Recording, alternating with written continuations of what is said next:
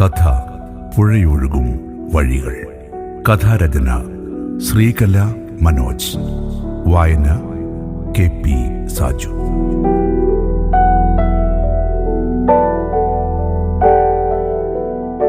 ഇനി മതിട്ട സതീശട്ട, ഇങ്ങളിങ്ങ് കേറിപ്പോരെ. ഈ കോലത്തിൽ ഇങ്ങളെ പെരിക്കൊണ്ടാക്കിയ രഥചേച്ചി ചൂലെടുത്തിട്ട് എന്നെ ഓടിക്കും.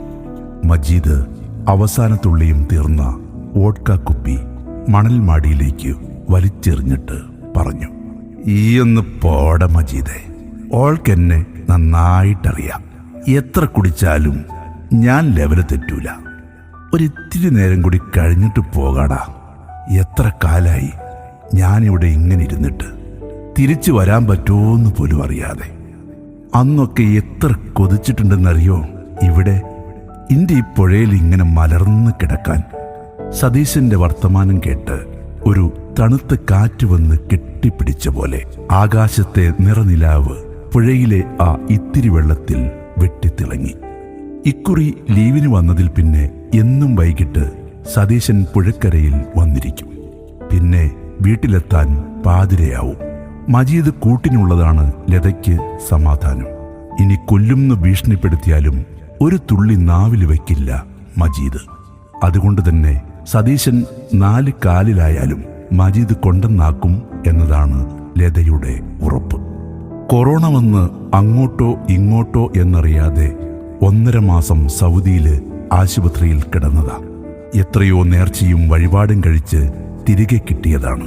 അതുകൊണ്ട് തന്നെ ജീവിതത്തിന് ഇക്കുറി യാതൊരു ലിമിറ്റേഷനും ലത വച്ചിട്ടില്ല. സതീശനും ഫുള്ള് ജീങ്കാലാല. ഇടയ്ക്ക് മൂത്ത മകൻ അമ്മയോട് ദേഷ്യപ്പെടും, അമ്മേ ഒരു നോട്ടം നല്ലതാട്ടോ, അല്ലെങ്കിൽ അച്ഛൻ കൈവിട്ടു പോകുവേ. കൈവിട്ടു പോകാതിരിക്കാനുള്ള തുരുപ്പ് ചീട്ടാണ് മജീദ്. ചെറുപ്പം മുതലുള്ള കൂട്ട്. ഇനി ഇരിക്കും മജീദേ, അനക്കോർമ്മണ്ട ഇമ്മള് ഈ പുഴേന്റെ അവിടെ എത്ര കളിച്ചിരുന്നതാ. സ്കൂള് പൂട്ടിയാ പിന്നെ വൈകുന്നേരങ്ങളില് കുളിച്ചും കളിച്ചും ഒക്കെ. അതൊക്കെ ഒരു കാലം. അന്ന് ഇത്രയ്ക്ക് ആറ്റുവഞ്ചിപ്പുല്ല് ഉണ്ടായിരുന്നില്ലട്ടോ. പുഴ വല്ലാതെ മെലിഞ്ഞിരിക്കുന്നു. കുറച്ച് വെള്ളം അവിടെവിടെയായി കെട്ടി നിൽക്കുന്നു.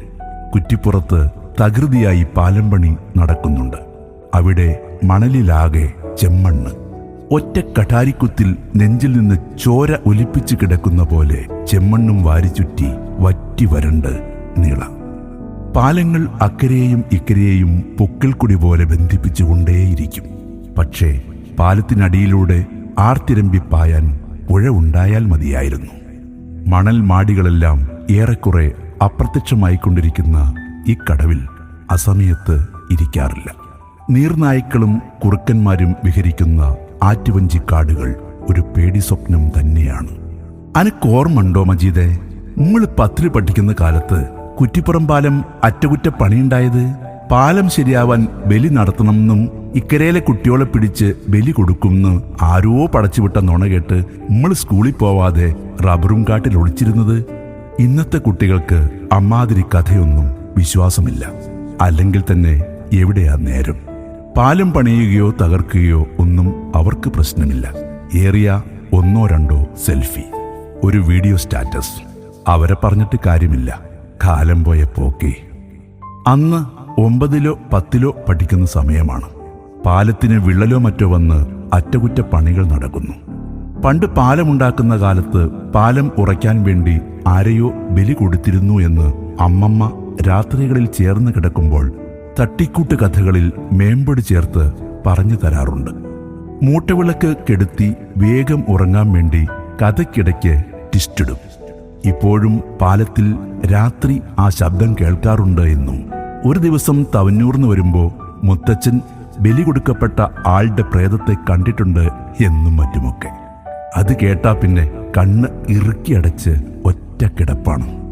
അതുപോലെ അമ്മമ്മ കഥ കേട്ട ഏതോ ഒരു വിരുദ്ധൻ പിറ്റേന്ന് ദാക്ഷായണി ടീച്ചറുടെ ചോദ്യം ചോദിക്കൽ മഹോത്സവത്തിൽ നിന്ന് രക്ഷപ്പെടാൻ നായ്ക്കുർണപ്പൊടി പോലെ ഒരു കഥ വിതറി. ഇന്റർവെല്ലിന് ക്ലാസ്സിൽ നിന്നിറങ്ങിയ ഒറ്റ കുട്ടി പോലും അന്ന് ക്ലാസ്സിൽ കയറിയില്ല. കുറ്റിപ്പുറം പാലം അറ്റകുറ്റപ്പണി നടക്കുന്നു. പാലം ശരിയാവണമെങ്കിൽ പണ്ടത്തെ പോലെ ബലി നടത്തണം. ബലി കൊടുക്കാൻ കുട്ടിയെയാണ് വേണ്ടത്. അവര് പടിഞ്ഞാട്ട് വച്ച് പിടിച്ചിട്ടുണ്ട്. നമ്മുടെ സ്കൂളാ ലക്ഷ്യം. ചെക്കന്മാരെല്ലാം കേട്ട പാതി കേൾക്കാത്ത പാതി ഓടടാ ഓട്ടം. അടുത്ത് വീടുള്ളവരായിരുന്നു അന്നത്തെ ഭാഗ്യവാന്മാർ. അവര് വീട്ടിലെ തട്ടുംപുറത്ത് താവളമുറപ്പിച്ചു. ദൂരെ വീടുള്ള ഞങ്ങളെപ്പോലുള്ളവർ ആകെ പേടിച്ചരണ്ട് ഒരു തവണ കൂടി അച്ഛനെയും അമ്മയെയും കാണാൻ കൊതിച്ച് മല്ലൂര് തേവരെ മനസ്സിൽ ധ്യാനിച്ച്. പിന്നെ ടീച്ചർമാരുടെ ഓട്ടമായിരുന്നു കുട്ടിയോളെ പിടിക്കാൻ. റബ്ബറും കാട്ടിലും വാട്ടർ ടാങ്കിന്റെ മറൂലും ഞാവളുമരത്തിലും. മജീദേ, എടാ നമ്മൾ എവിടെയായിരുന്നു എന്ന് ഓർമ്മയുണ്ടോ നിനക്ക്? മജീദേ നീ പോയോ? തിരിഞ്ഞു നോക്കിയപ്പോ മജീദില്ല. നിലാവ് പടർന്ന നിളയിൽ താനും ആറ്റുവഞ്ചിക്കാടും മാത്രം. ഇടയ്ക്ക് കുറുക്കന്മാരുടെ ഓലിയിടൽ കേൾക്കുന്നു. ഓൻ എവിടെ പോയി? പേടി പെരുങ്കാലിലൂടെ നുഴഞ്ഞു കയറുന്നുണ്ടോ? മാമാങ്ക ഭൂമിയാണ്. പണ്ട് മാമാങ്കത്തിൽ വെട്ടിമരിച്ച യോദ്ധാക്കളുടെ പ്രേതങ്ങൾ അലഞ്ഞു നടക്കുന്ന സ്ഥലമാണ് ഈ തീരമെന്ന് അമ്മമ്മ പറഞ്ഞു കേട്ടിട്ടുണ്ട്. പണ്ട് തിരൂര് ട്രെയിൻ ഇറങ്ങി വീട്ടിലേക്ക് രാത്രി വരുമ്പോൾ തിരുനാവായ മുതൽ ചെമ്പിക്കൽ വരെ കണ്ണു തുറക്കാതെ പുഴയിലേക്ക് നോക്കാതെ അച്ഛനെ പൂണ്ടറിഞ്ഞ് പിടിച്ചിരുന്നത് ഓർമ്മ വന്നു. ചെവിയിലേക്ക് വന്നടിക്കുന്ന കാറ്റിൽ വെട്ടേറ്റവരുടെ കരച്ചിൽ അലയടിക്കുന്ന പോലെ തോന്നും. വീട്ടിലെത്തുമ്പോഴേക്ക് അടിവസ്ത്രം നനഞ്ഞിട്ടുണ്ടാവും പേടിച്ചിട്ട്. ഏയ്, ഇപ്പൊ പേടിയുണ്ടോന്നോ? ഞാൻ ഇത്രയ്ക്ക് വലുതായില്ലേ? പേടിയില്ല എന്ന് മനസ്സിൽ 100 ആവർത്തി പറഞ്ഞുകൊണ്ടേയിരുന്നു.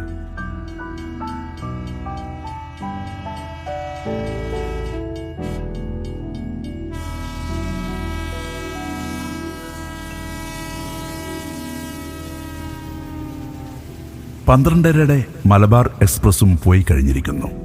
ട്രെയിൻ ഏങ്ങി വലിച്ച് കുറ്റിപ്പുറം വിട്ട് പോണതിന്റെ സൈറൺ. ഒറ്റയ്ക്ക് വെന്റിലേറ്ററിൽ ഇളം നീലക്കുപ്പായക്കാരെ മാത്രം കണ്ടുകിടക്കുമ്പോൾ ഇതുപോലെ പുഴയുടെ മാറിൽ ചേർന്ന് കിടക്കാൻ തോന്നിയിട്ടുണ്ട്. മരിക്കുകയാണെങ്കിൽ നാട്ടിലെത്തണം. ഈ തീരത്ത് കത്തിത്തീരണം. തിരുനാവാക്കരയിൽ ഒരുപിടി ചിതാഭസ്മമായി അലിഞ്ഞു തീരണം. അതുമാത്രമായിരുന്നു മനസ്സിൽ. മരണം കൈ നീട്ടിപ്പിടിച്ച് വലിച്ചുകൊണ്ടുപോകാൻ ശ്രമിക്കുമ്പോഴും തൊണ്ടക്കുഴിയിൽ അവസാന ശ്വാസവും കാത്തുവച്ചത് ഇതിനായിരുന്നു. ഈ തീരത്തിങ്ങനെ കിടക്കാൻ. അപ്പോ ഈ ഒറ്റയ്ക്കാ കുട്ടിയെ? പേടിയില്ലേ നിനക്ക്? ഒരു സ്ത്രീ ശബ്ദമാണ്. തിരിഞ്ഞു നോക്കി. വെള്ളവസ്ത്രം ധരിച്ച ഒരമ്മൂമ്മ. നെറ്റിയിൽ ഭസ്മക്കുറി. ഇവരെ ഇതിനു മുമ്പും കണ്ടിട്ടുണ്ടല്ലോ. വെന്റിലേറ്ററിൽ ശ്വാസത്തിനായി പിടയുമ്പോൾ പനിച്ച് വിറച്ച് പതിരുപോലെ ഓഫീസിനു മുന്നിൽ കുഴഞ്ഞു വീണ് ബോധം മറിയുമ്പോൾ മരണത്തിന്റെ കയ്യിൽ നിന്ന് വഴുക്കി ജീവന്റെ ഒരിത്തിരി വെള്ളത്തിലേക്കൊരു മീനിനെ പോലെ പിടഞ്ഞു നീന്തുമ്പോൾ ഒക്കെ നനുത്ത കൈകൊണ്ടെന്നെ തലോടിയിരുന്ന ആ മുഖം, അത് ഇവർ തന്നെയല്ലേ? ഇത് നിന്റെ പുഴയാ കുട്ടിയെ, നിങ്ങളുടെ പുഴ. ഇങ്ങള് കൂപ്പുകുത്തി നീന്തിയത്ര ആരും നീന്തിയിട്ടില്ല. നിങ്ങള് മുങ്ങാങ്കുഴിയിട്ടത്ര, തല്ലുകൂടിയത്ര, തോണി തുഴഞ്ഞത്ര ഒന്നും ആർക്കും പറ്റില്ല. അച്ഛനും അമ്മയും കാരണവന്മാരുമൊക്കെ ഇവിടെ ഈ നെഞ്ചിലുണ്ട്. മുറുക്കി പിടിച്ചോളൂ ഈ ഒരു പിടി മണല്, ജീവനെ പോലെ. അതിനേക്കാളും അപ്പുറം. ആരാണെന്ന ചോദ്യത്തിന് ചിരിച്ച് ദൂരെ തിരുനാവാക്കരയിലേക്ക് ചൂണ്ടി നിൽപ്പാണായമ്മ. അവിടെ നിന്ന് ചിരിക്കുന്നുണ്ട് അച്ഛനും അമ്മയും. പിന്നെ ഒരുപാട് പേരും. തൻ്റെ പ്രിയപ്പെട്ടവർ. ചങ്കിലേക്ക് ചേർത്ത് വെച്ച പ്രിയപ്പെട്ട ഓർമ്മകൾക്ക് കണ്ണീരുകൊണ്ട് ബലിയിട്ടു സതീശൻ. സതീശേട്ടാ, നല്ല മനുഷ്യനാട്ടങ്ങള്. എവിടാണ്?